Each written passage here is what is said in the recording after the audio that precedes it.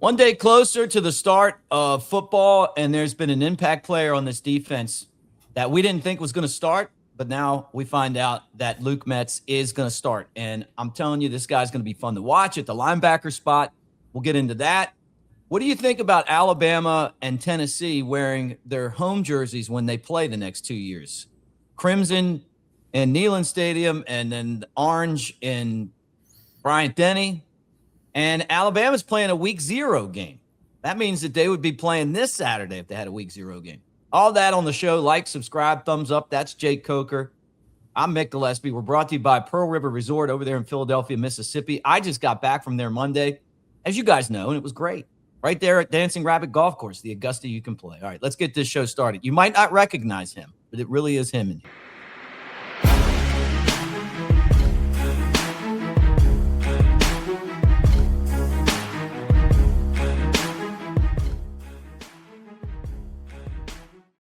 The man inside the helmet. Some of you guys might not recognize me. I got a hat on. Short haired. That was when I had your haircut. Short haired, Mick. Yeah, you don't want to see that hat come off nowadays. I got a short haircut, and my son told me, he's like, "Oh, good dad's back." I was like, what does that mean? What does that mean? Yeah. All right, so let's get into this. There. Yeah. Well, I had you close. You had the Fairhope flip going for a little bit, and then you pulled back on it.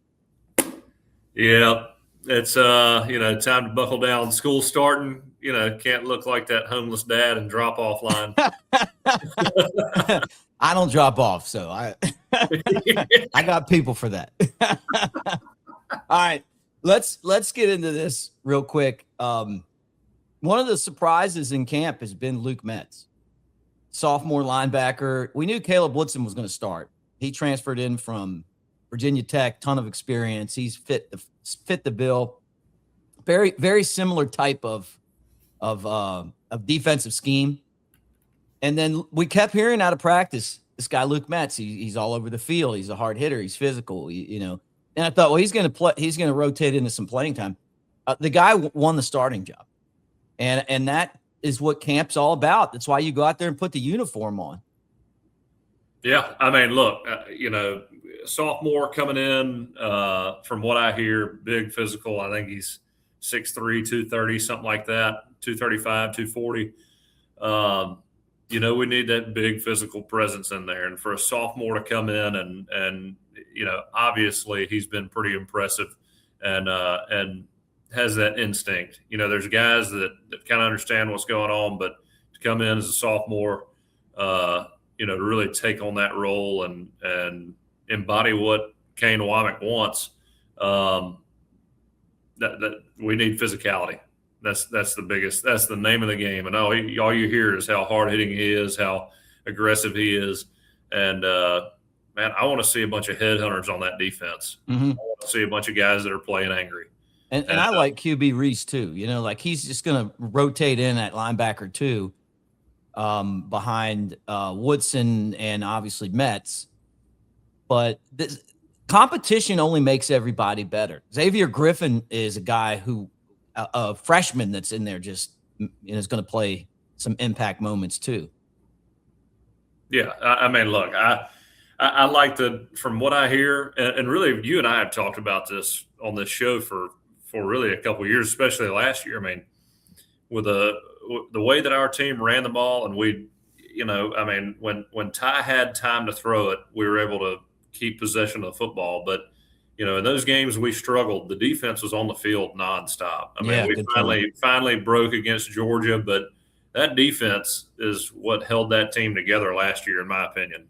And people said what they wanted to say about Kane Womack in year one, and I think to me, you always got to give coaches grace in year one. I mean, mm-hmm. If you've been around for basically one off season and you're trying to throw a team out there and make it year two, I mean, that defense, had some sustained drives, which I think that's what college football is now, with tempo and movement. And I mean, just football's changed so much in the last 10, 15 years that it's really hard to stop offenses. I mean, there just seems like there's so many different ways to attack people now that, you really can't miss assignments on defense. And we had a bend don't break mentality, and we never broke until really that Georgia game, and obviously the Indiana game got away from us. But I thought Kane Womack, really kept us in the playoff picture last year.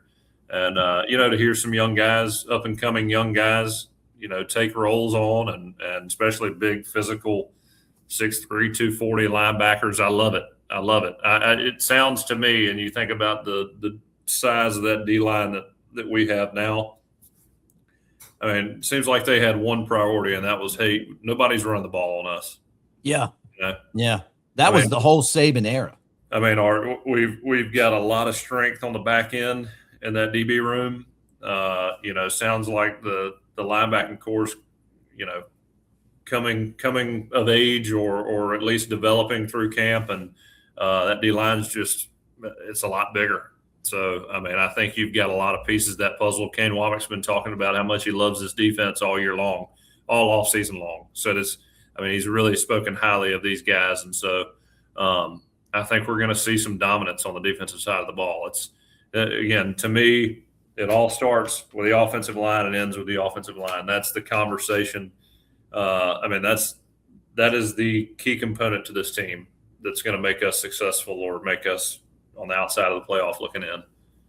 One guy that is not going to be there sustained the same injury at about the same time this year than he did last year, and I hate it for him, is junior defensive lineman Jeremiah Beaman. I mean, that must be somewhat new. They didn't confirm that till what, this week? Yeah. Today Kane was talking about it, but torn ACL, and that's going to be a season ender. And man, that is Edric Hill's got to step up. Faga's got to step up, but I mean, I just hate it for him, man. And you played for a long time. Like if you were a teammate of Beaman, what are you saying to him? That becomes very, very depressing. I mean, look, you can talk about how college football players have it made, and you really do when you think about how. What a awesome opportunity you've been given, but again, you go there to make an impact, to make a name for yourself, to play, to be a part of something special, and for him to just get ripped out of that 2 years in a row, and which last year it's not like he was an impact player, but we were looking forward to this year to seeing him rotate in and out, and golly, man, these are the times right here where players can really fall off and create some bad habits, being away from the field, away from the team, out of the locker room. They're there, but they're not really in it, so that makes me, gosh, I hate to hear that. Yeah. Kane said it was tough, and I don't even know what you say. I mean, other than just get healthy and keep pushing, right? I mean, it's just bad luck. Yeah, golly, man, injuries. That's the Achilles heel of a career, and that's two bad ones back to back. He is was he sophomore, redshirt sophomore? He's a junior. Sophomore? So he's a junior. Yeah, man, that's tough. Yeah, and right when it's his time.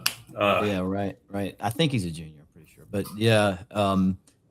The good thing for Alabama is that they're deep, and somebody else can step up, and you just hope he gets healthy, and next year's his year, and it's a tough injury to come back from, and because it takes a long time to heal.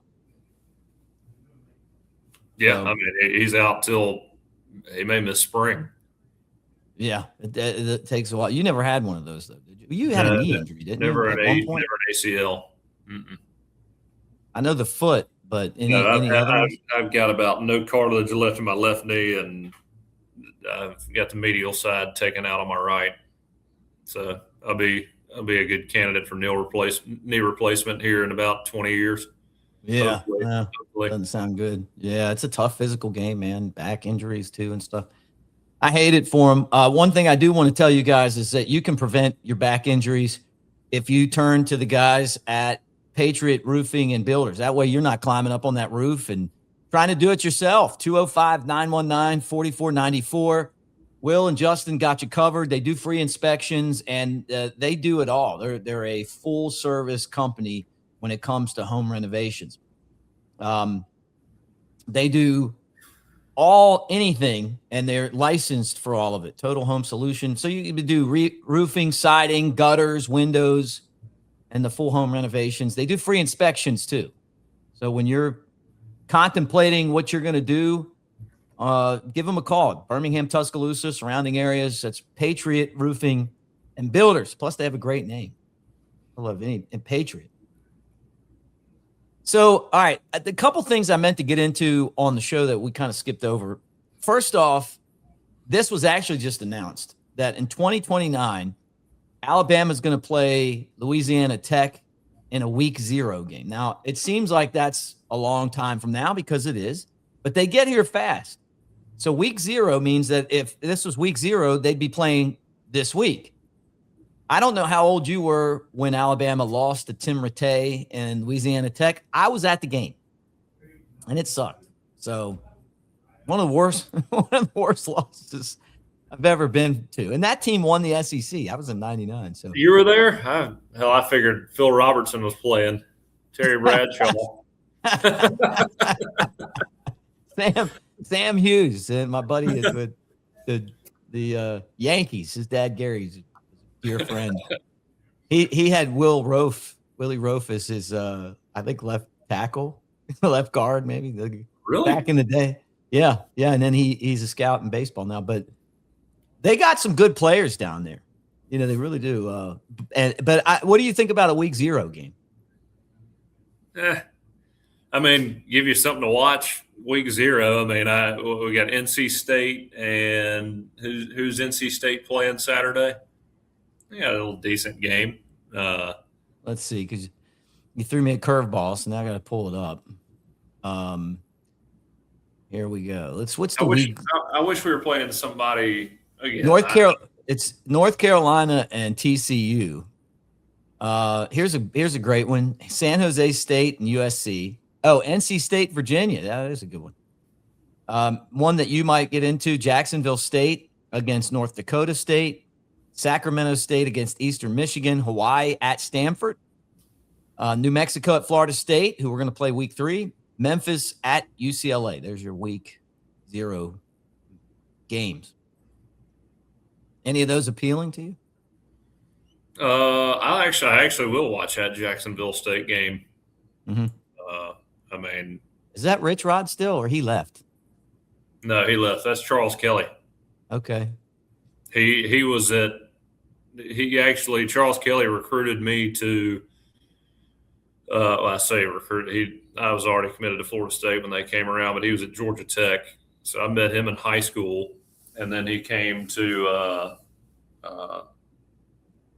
Florida State, and then Alabama after I left. But I'd see him up at Alabama, and Coach Kelly's become a friend of mine. Actually came to the Morgan Wallen concert with me and Rob. Really?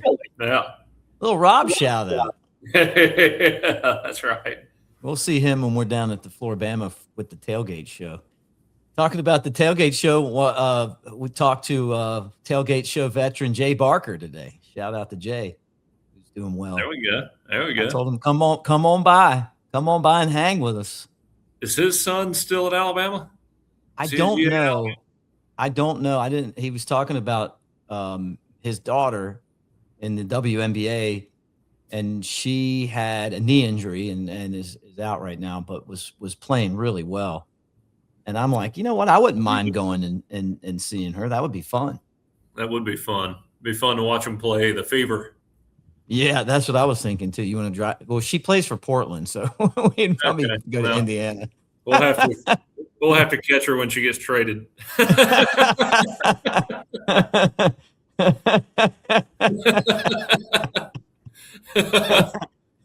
Yeah, you don't like to travel for games. Yeah, I'm definitely not going to Portland. Good luck to Sarah Ashley as she kind of works back through her. Hey, so it looks like there's an end to they're putting an end to the pro players in the SEC. Yeah, that your old friend Lane Kiffin, give him credit. Always trying to Play right on the verge of the rules. I love how he's on Pat McAfee. I love how he's like, he chose to come to us, and that's the story. But his old team recruited him. He's like still throwing shade at Ole Miss. Like, he just can't help it. No. It is pretty funny though. He's like, the story is he's coming to us, but other coaches are recruiting him, including his old team. Yeah. Haven't heard a lot from Olane. He dropped those little nuggets in that Vanity Fair article, and he's just disappeared. Like he's just until now he's back. Yeah, it's football time. It is. He's turned the Ole Miss LSU game into the old Alabama LSU game. You remember when we got Saban? That's going to be can you imagine? That reminds me. That just, That just reminds me. All those years that they were just down there hating on us for getting Saban. And he went to the NFL first, and we got him. They stole him straight from Ole Miss. Oh, yeah. Isn't that something? They low down, they dirty, they some sneezes. Another thing that we didn't talk about that I wanted to bring up was the Tennessee game's gotten pretty cool. There's a guy I know here in Knoxville. We're partly in Knoxville, and they're a huge Tennessee fan. And like a couple years ago, he was like, "Hey, what do you think about you guys wear crimson and we wear orange, just like we used to?" So that's how I know about this, because this guy was telling me, the great Craig Jenkins. Brother, what do you think about this? I never thought in a million years that it would actually happen.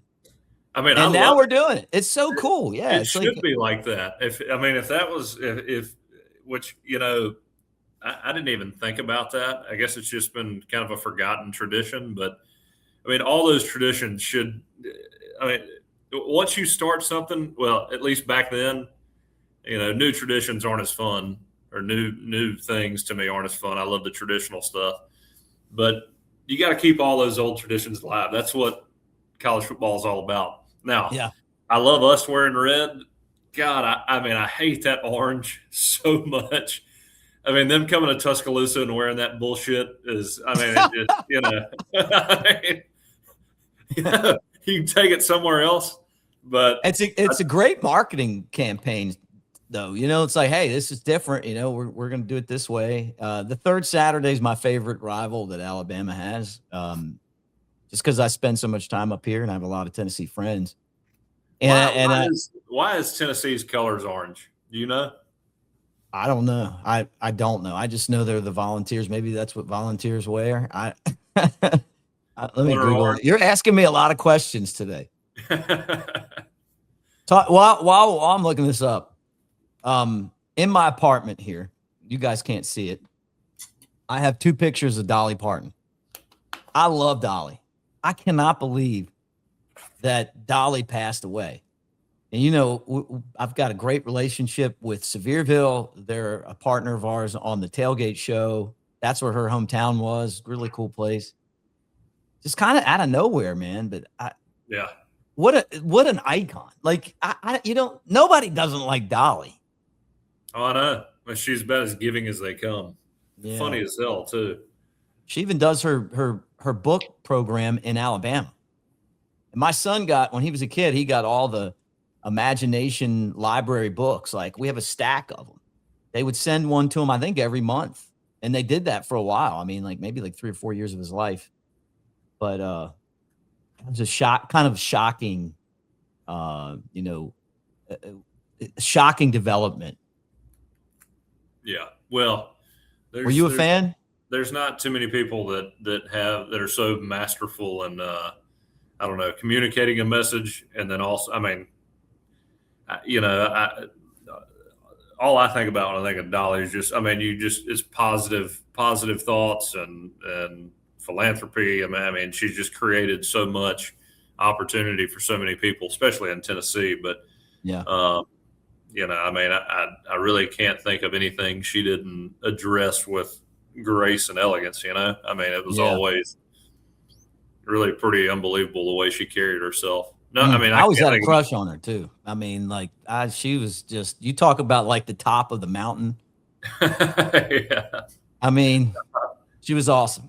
Oh, and yeah. funny too. She'd be on these shows and she knew how to kind of push the line without going over it, just like I just did, like. All right, here's the University of Tennessee colors according to Google, and that means it's real, it's true, are orange and white because Charles Moore, the Athletic Association president, chose from the American daisies growing on campus back in 1889. Damn. So it goes back a ways. That'd be interesting to know how each school picked their colors. Yeah, I bet you Alabama picked on. We had to pick crimson and white because of the state flag, right? Yeah, I think so. I'll Google that right now too, just because we got to flip that coin. We were talking about this the other day. Did you know Penn State's colors used to be pink? Yeah, the Pink Panthers. That'd be interesting. Yeah. But no, going back to that, yeah, I mean, like the penalty now is you recruit or sign a player who's had any form of NFL, any pro contract. Now this is NBA, NFL. I mean, you lose 50% of your operating budget. So I don't see anybody. Keep going.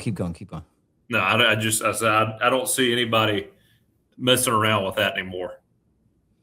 University of Alabama chose crimson and white after a request from a sponsor of the campus of Cadet Corps in 1885. So remember, that's what the campus was, right? It was a campus. It was a cadet campus. Mary Fern was a sponsor of the military corps when the school was still functioning as a military institution. They were black and gray up until then. And she said black looked too funeral. And so she suggested crimson and white over along with gray. And that's how it happened. We got the best colors. And I mean, I'm wearing them right now. I mean, you can't beat crimson and white. I mean, really, you think about all the teams in the SEC and their colors, it seems like a perfect fit. Mm-hmm. And it all seems like a perfect fit.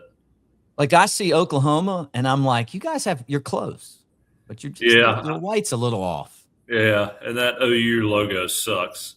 Yeah, OU, their white is honestly, it's like smoker's teeth.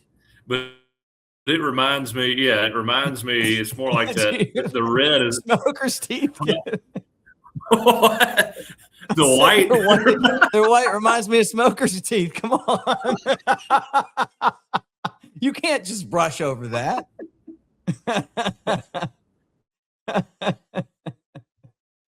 Oh shit. Weird time for us to kind of just some Oklahoma guy is the one handling the internet right now. Yeah. All right, so we got that crimson and white and the Oklahoma red. I mean, yeah. So all right, we got those two. Let me say this real quick while we let this internet catch up, because one of us two's internet's not great right now. But what is great right now is Residence Inn by Marriott Ocean City. Ocean City, Maryland. Link to link golf course getaways. Tons of golf courses there. The hotel is absolutely gorgeous. Right there in Ocean City on the water, near the boardwalk, near Secrets Bar, near the Green Turtle, which the Green Turtle hooked us up with some gear. It's about to be time to wear that hoodie that they sent us again. Plan your trip, though. Check it out. Say hi to Keith when you're there. You're going to love the place. The next round, they do their shows from there. And, you guys are going to love it.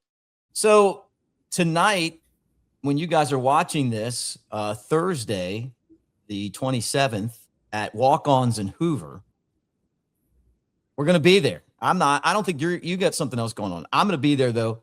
And so are the next round guys, and the newest next round guy, Clay Travis, is going to be there too. So should be a lot of fun, meeting fans and kind of doing that. I know you wanted to be there.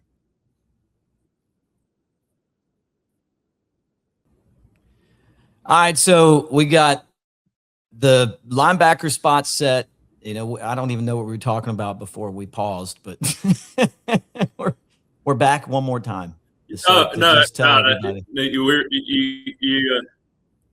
Meeting Clay Travis tonight. Oh yeah, right? Yeah. Hey guys, we're not cutting it out. We're leaving it in there. Yeah, Thursday, the 27th, when you guys are watching this, 5:00, walk-ons. Be there or be square. I pity the fool. You're not going to be there though, but you want to meet Clay Travis again. You've had some encounters. Yeah. I met him at the SEC championship in 2017, I think, and then Innisfree 3 or 4 years ago. Yeah, I think I did too there. Back when he was before he sold out Kick. Yeah, he had the big tour bus with his face on there. His son's an Alabama fan. Pretty crazy. All right. Well, look. Yeah, his son loves Alabama. You know, it wasn't a good look when he was crying after this. Yeah, right. Well, let's wrap it up, this connection guys. Sucks. Yeah, the connection's terrible. I think it's on your end. But anyway, not to point fingers. But what I will say is this: and we're brought to you by Pearl River Resort, and your connection there is never going to be bad. You're going to love it. The Timeout Sports Lounge is a Vegas-style sports book. You can go there and gamble legally. It's an hour and a half from Tuscaloosa, 2 and change from Birmingham. It's a Vegas-style sports book. We're going to Vegas at the end of the month, next month. But you don't need to go all the way out there. And every time I'm in Vegas, I'm always like, man, Timeout Sports Lounge is better. I don't have to pay for my table. Drinks are affordable. 20 big screen TVs. Everybody's pulling for the same team that I'm pulling for, mostly Alabama. And it always feels like a home game there for us. Full-size bar in there. You can bet. You got the window. You don't have to wait. I mean, it's quick. They got you covered. They got the kiosks, the individual kiosks with the screens on there, table games and slots, and great music acts like Nelly. He's coming, and I'd like to see that show. Dwight Yoakam, both of those guys, Nelly and Dwight Yoakam, are actors too, which is pretty cool. Anyway, check that out. One thing I will say, and I'll give you a big compliment on this, is you're amazing in this commercial, just amazing. Roll Tide. On today's show, 2 legends call their own plays at Pearl River Resort. Wow, Jake's first throw scores. And Steve's got the crowd pumped. They're absolutely rolling. 'Cause I don't have to be me. So Monday, Friday, Saturday, These 2 still got game. Come call your own plays at Pearl River Resort. Let's roll. I don't have to be me till Monday. All right, bonus. I'm not. Look. I'll high five right now. Look, nothing comes out. Just for those people that hung around after the commercial plays. So just a FYI to everybody. But Roll Tide. We'll be back with you next week. Come see us at Walk-Ons in Hoover. And thank you guys to the next round. Make sure you like and subscribe the next round and share our show. Because we're over here now. Hi guys, we were. It was elephant in the room. Can we make a deal and get our old name back?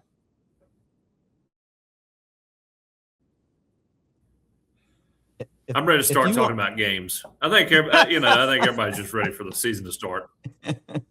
All right, Roll Tide.